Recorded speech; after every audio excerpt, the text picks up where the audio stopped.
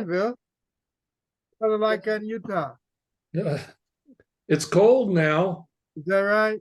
Yeah, yeah, it's down in the teens last night, but Oh boy. Boy, heats up. Heats up. and the snow, the ski resorts are happy. Snow has started to fall, but up above the Okay. What how many how elevation, many how many inches do you have? there's about a foot up there in the mountains, but at 6,000 feet, where in the little town where I live, there's no snow yet, Okay. but it's next week, they say. Okay. Okay. Well, we're going to take this golden opportunity to introduce Bill Pinkney, and he's going to tell us about his work, his book, and his space and industry, especially at this time during snowfall. Okay. And Bill's written a book, and an amazing book. Um,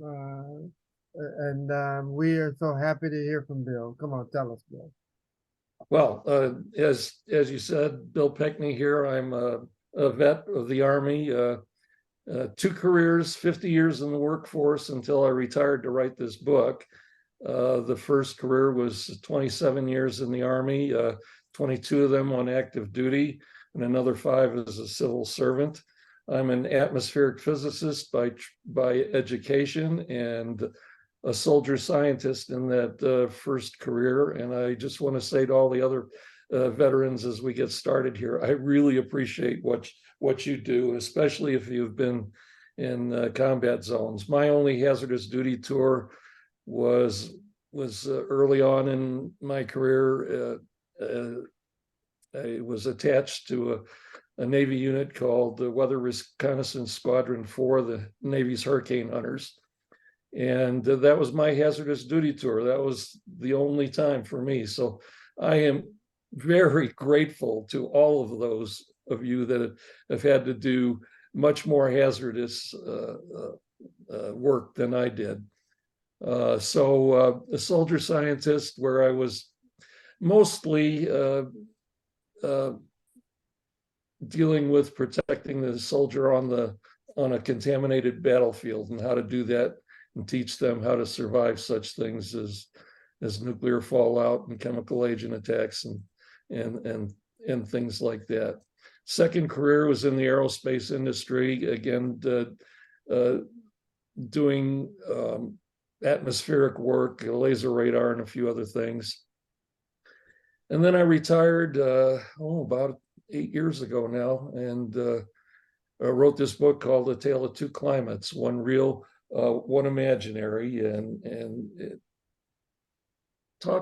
it's an easy to read book for young adults and up. It's not a textbook, well, it could be, but it's written to be understandable, which often isn't the case, and it's written to tell the other side of the story, the one that is that our climate is natural and normal. It's not in a crisis situation, and what I wanted to do with the book was to tell all, and especially impressionable children, that they don't need to be afraid of climate and weather. You need to study it and respect it and adapt to it, and that it's normal, not normal. And so that's what the book's about. And on this program that you have, in the past, I've shared tidbits about weather that's going on. And if you'd like, I'll just end with that, or I can spend about 2 to 3 minutes with just an update on what our weather's been like this year. Would you like that or not? Okay. All right. So I'm going to share my screen and just show you a couple of, there we go. Ain't what you gonna do? You gotta get something to eat. That's it. Okay, can you see? Can you see? What? So, can you see this? Yeah. Yes. So, I think where you're at in North Carolina, as I recall, you're in the Goldsboro area. Wayne County. Let me just talk a minute about what's been going on this year with respect to precipitation and maximum temperatures. There's been a lot of misinformation out there about record heat and record rainfall, and I guess what I'm going to just show you quickly is that, for example, where you all are, precipitation wise, this chart goes from January of 1985 all the way to September of 2023. And what you can see is there have been a couple high years, but the trend, this blue line across here, precipitation in the eastern seaboard where you all are, has been quite normal and uneven. I mean, it zigzags all over the place, but the trend is not up, it's not down. Maximum temperatures out where you're at also trend to be slightly up. And if that's, and that is true, we're warming slightly because we're in an interglacial warming period. But the other reason we appear to be warming around the nation is that this thing called urban heat islands. When weather stations were first put up in massive numbers back in the 1920s and 30s and 40s and on, we didn't have they were put in fields, and now we find that 96% of our weather stations across the United States are sitting on concrete tarmacs at airports or right alongside the concrete asphalt highways of our interstates and our major highways. And that tends to drive the temperature up from what they used to be when these weather stations were located in farm fields and the like. And so, as you can see on this slide, in North Carolina, over the last century, you've been up for about a little less than 1 degree Fahrenheit over the last 28 years. Here's where I live in Midway, Utah, Wasatch County, up at 6,000 feet in the mountains. Same story. Precipitation wise, we get a lot less rain than you do on the eastern seaboard, but it's natural and zigzaggy. It changes a lot. The climate changes. It always changes. It always has, and it always will. And the same's true for us in maximum temperatures. There have been some local reports of maximum temperatures out here in Utah. It's not true. You can see that it's quite average. A couple other places, and then I'll quit. So that's where I am, where my two of my three sons live, in St. Louis, Missouri. Same story, precipitation wise, it's a little over 3 inches on average per year, and the temperatures are quite normal and level. A lot of people, especially older people like me, tend to say, I don't remember it ever being this way when I was growing up. Well, this shows that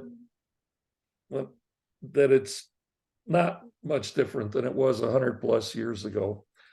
And where my oldest son lives in Orange County, Florida, they have a lot of rain, as you can see here. And they had a lot here on the right a year or so ago. But on average, the rainfall, even in mid-Florida where he lives, is quite normal. And there's a lot of concrete highways and stuff in Florida. And yes, the temperature is slightly rising there, but again, it's attributable not to the carbon dioxide coming out of the tailpipes and smokestacks. Rather, it's urban heat island, because the weather stations tend to be on concrete now where they weren't in the past. So our climate's always changing, and I'm really worried about the impressionable youth, that they're afraid of this, and they don't need to be afraid of climate change. And most important of all, we need to enjoy our ever changing weather and climate. And this is a billboard that's running in the Washington, D.C. area right now, as well as out here in Utah. There is no climate crisis. What's happening is normal. That's the story of my book. And I think I'll end right there. Oh, here's some websites where you can learn even more of the details than what's in my book. And these are good ones. And so if you're interested in my book, just get a hold of me. I'll make sure that Elton and Claire have this information. And that's it, unless anybody's got questions about climate or weather. And weather being what's happening in your backyard today, and climate being those long-term averages. So that's important information, Bill, because it identifies the fact that we might think or conjure up the fact that, well, the winter's here, well, the winter's coming, and it's always come for the last, I don't know how many years. yeah, So managing it wherever you are, managing it however you can, and it's been lately for the last 2 weeks, it's been modest. It hasn't been cold, but trust me, it will. And Yeah. so just the way that it is, so I mean, when it does get cold, just be ready. A lot of misinformation out there. It's one of the easiest ways to scare people is with extreme weather statements that maybe aren't true, and it tends to be in politics as well as in the media about money and power and control rather than truth. So that's it in a nutshell. Yeah. That's what the book's about. It covers the whole gamut of weather and climate events, and thanks for giving a few minutes here again today. I really appreciate it. Really appreciate you telling us and sharing the important details. That was great. Thank you so much. Good job. Good job. Okay, Good job. so you can stop sharing so we come Okay. back. Yeah, there we go. Okay, so you've been watching Bill Pickney, and thank you always for your service, and we always enjoy your presentations. You're watching Brightside video and podcast channel, and thank you all for watching. Write us a comment. And I know quite a few of you have already bought the book, so snap a picture and show us so we know you're watching. Thanks.